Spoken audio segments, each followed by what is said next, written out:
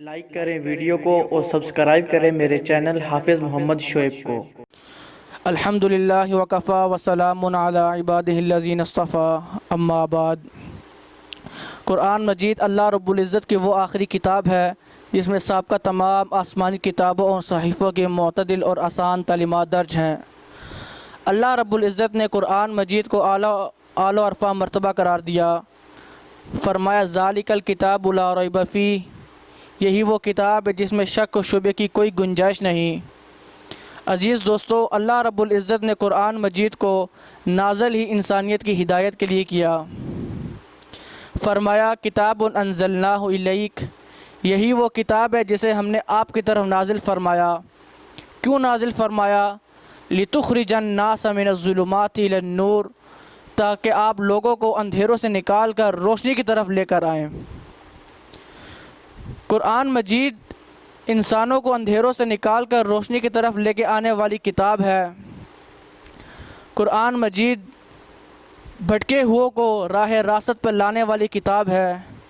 قرآن مجید اللہ رب العزت سے بچھڑے ہوئوں کو اللہ سے ملانے والی کتاب ہے۔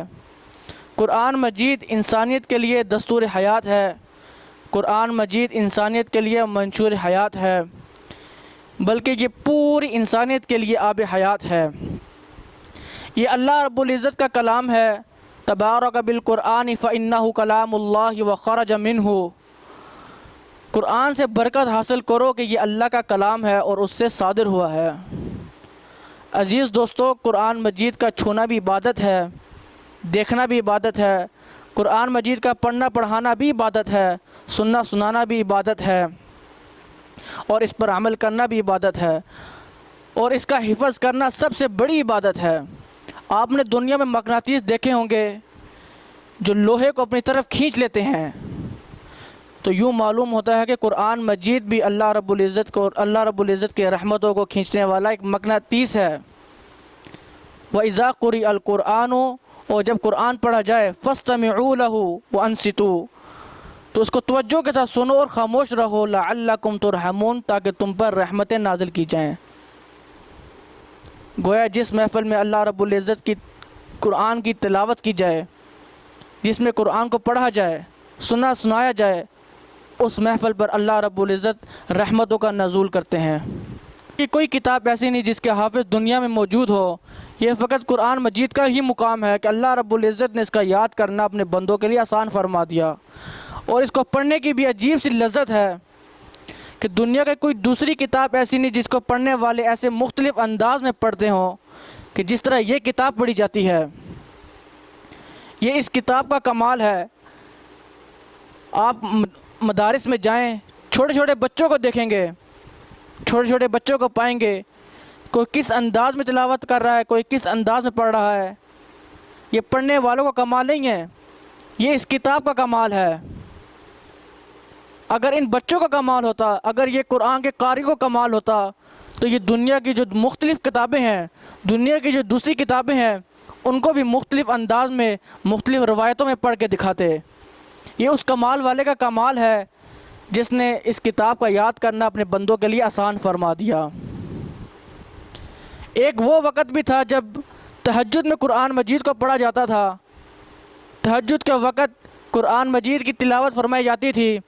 جب کوئی شخص مدینہ کی گلیوں سے گزرتا تو اسے ہر گھر سے قرآن مجید کی تلاوت کی آواز سنائی دیتی تھی، اور وہ شہر زندہ لوگوں کا شہر تھا۔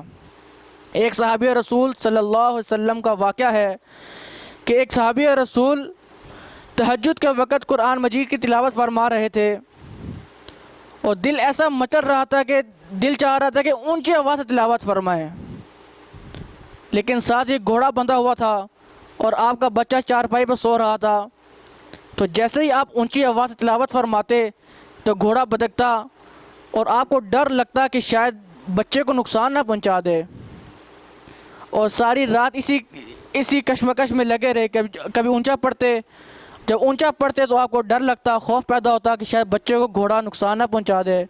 یہاں تک کہ تہجد کا وقت ہو گیا، اور تہجد کے وقت جب آپ نے دعا کے لیے ہاتھ اٹھائے تو کیا دیکھتے ہیں کہ سورج چاند کی ستاروں کی مانند کچھ روشنیاں ہیں جو سر سے اوپر آسمان کی طرف جا رہی ہیں، اور آپ بڑے حیران ہوئے۔ صبح ہوئی تو آپ نے آقا دو عالم صلی اللہ علیہ وسلم کی خدمت میں حاضر ہوئے اور آپ کو سارا واقعہ سنایا کہ یا رسول اللہ صلی اللہ علیہ وسلم، رات کو میرے ساتھ یہ معاملہ پیش آیا ہے۔ میں جب قرآن مجید کو اونچی آواز سے تلاوت فرماتا تو گھوڑا بدکتا اور مجھے خوف پیدا ہوتا کہ شاید یہ میرے بچے کو نقصان نہ پہنچا دے، اور میں پھر آہستہ آواز سے پڑھنے لگ جاتا، اور جب دوبارہ اونچی آواز سے پڑھتا تو پھر یہ خوف پیدا ہوتا، یہاں تک کہ تہجد کا وقت ہو گیا، اور جب میں تہجد کے وقت ہاتھ اٹھائے دعا کے لیے تو کیا دیکھتا ہوں کہ میرے سر سے کچھ روشنی ایسی ہے جو میرے سر سے آسمان کی طرف جا رہی ہیں۔ تو امام الانبیاء سید الانبیاء آقا دو عالم صلی اللہ علیہ وسلم نے فرمایا کہ وہ رب کریم کے فرشتے تھے جو آسمان سے تمہارا قرآن سننے کے لیے زمین پر آگے تھے۔ اگر تم ساری رات قرآن مجید اونچی آواز سے سنتے تو آج مدینہ کے تمام لوگ ان فرشتوں کو دیکھ لیتے۔ تو عزیز دوستو، آج ہماری زندگیوں سے قرآن مجید بہت بہت دور ہو گیا ہے۔ آج ہمارے گھروں کے اندر قرآن مجید ہے تو صحیح، لیکن صرف اور صرف 40ویں کے لیے۔ آج ہمارے گھروں کے اندر قرآن مجید ہے تو صحیح، لیکن صرف ختموں کے لیے، کہ ختم قرآن ہوگا تو بچوں کے ہاتھ میں قرآن پکڑا دیے جائیں گے، 40واں ہوگا تو بچوں کے ہاتھ میں قرآن مجید پکڑا دیے جائیں گے، رمضان المبارک کا مہینہ آئے گا تو قرآن مجید کو کھول کے پڑھیں گے کہ قرآن مجید کیا کہہ رہا ہے۔ لیکن اس سے بھی بڑی افسوس کی بات یہ ہے کہ جب ہم گھروں میں اپنے قرآن مجید کو اٹھاتے ہیں پڑھنے کے لیے تو قرآن مجید کے اوپر اتنی موٹی موٹی تہ مٹی کی جمی ہوئی ہوتی ہے۔ یہ ہمارے لیے شرم کا مقام ہوتا ہے، افسوس کا مقام ہوتا ہے۔ قرآن مجید کو ہم اپنی زندگیوں کے اندر لائیں گے تب ہی ہم سکون پائیں گے۔ قرآن مجید کو ہم اپنی زندگیوں کے اندر لائیں گے تب ہی ہماری زندگی خوشگوار ہوگی۔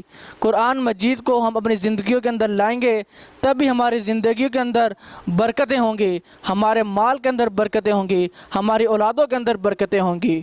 قرآن مجید سے دوری اختیار یہ ہمارے لیے اچھا نہیں ہے۔ اللہ پاک سے دعا ہے کہ اللہ پاک ہمیں قرآن سے محبت کرنے کی توفیق عطا فرمائے اور قرآن مجید کی جو تعلیمات ہے ان تعلیمات پر عمل کرنے کی توفیق عطا فرمائے۔ وآخر دعوانا ان الحمد للہ رب العالمین۔